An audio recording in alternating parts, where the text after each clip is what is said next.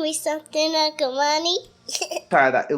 I'll be out at the jails at 1, 2 in the morning, interviewing clients just so I could be prepared because some of them they had offers to get out of jail. So you don't want to miss anybody because that person might have an offer that they could get out of jail that day.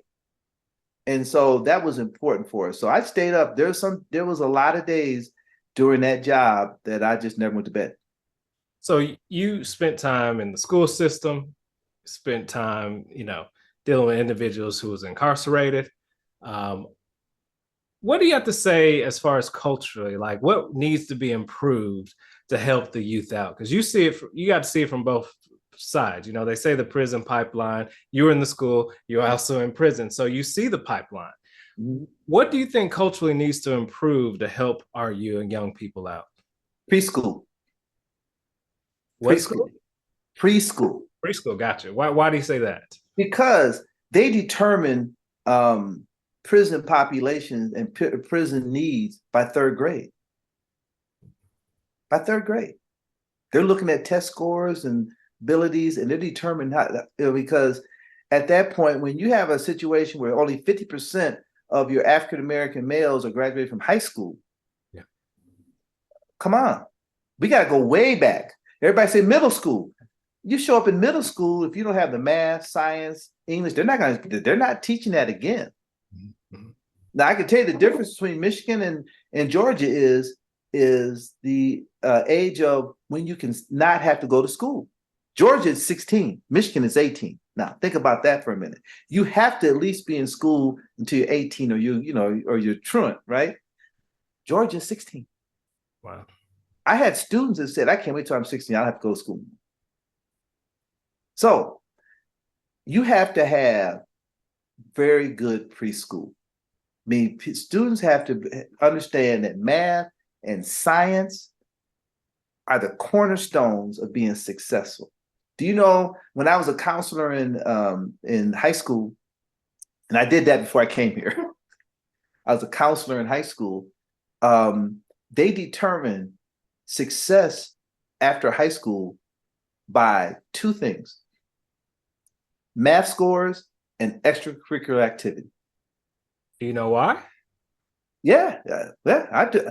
I mean, because math is the cornerstone to everything we do. I mean, you just can't get around, can't get away from it.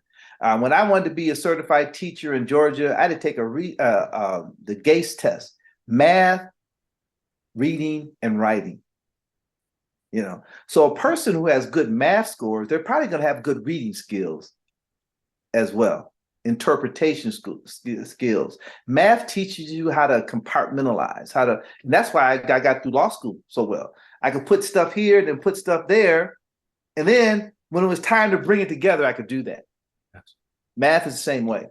Extracurricular activity, it's that whole social thing about how to basketball taught me not to quit, never to give up, the dedication, the discipline, all those things helped me.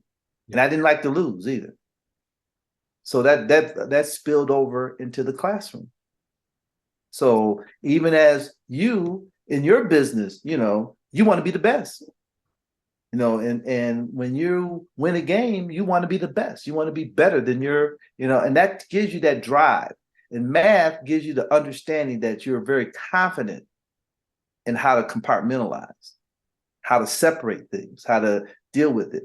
Now there's some people who have to get some help with the reading and get some help with that, but I think you can learn that. I think you can. It's like learning another language. You can learn that. Mm-hmm. Mm-hmm. But math, if you miss it in third grade, how to add and subtract, calculus is out of the question. Geometry, out of the question.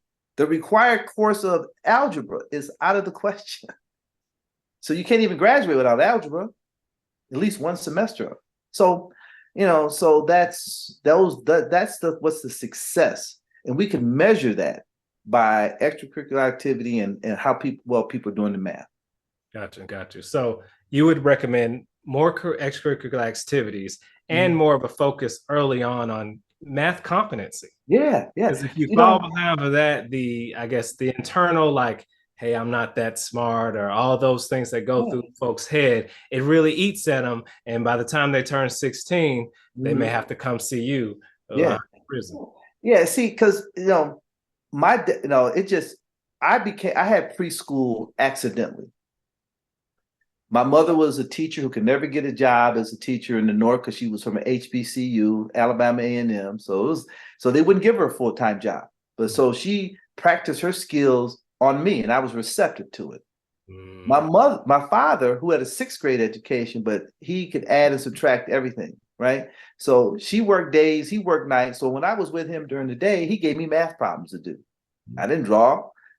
So when I got to kindergarten, I was very competent, with adding and subtracting. So first grade, I was good at that. So when the math started coming, division and multiplication, I was ready. I was ready. So if I could just go by my past experience, and then my children were 3.7, 3.8 students, and they were both full scholarship Division I athletes too. That was what I wanted them to be. So that's the learning tool. So if I can pass on any of that, and stay with your kids, man, you got to stay with them until they get out of high school.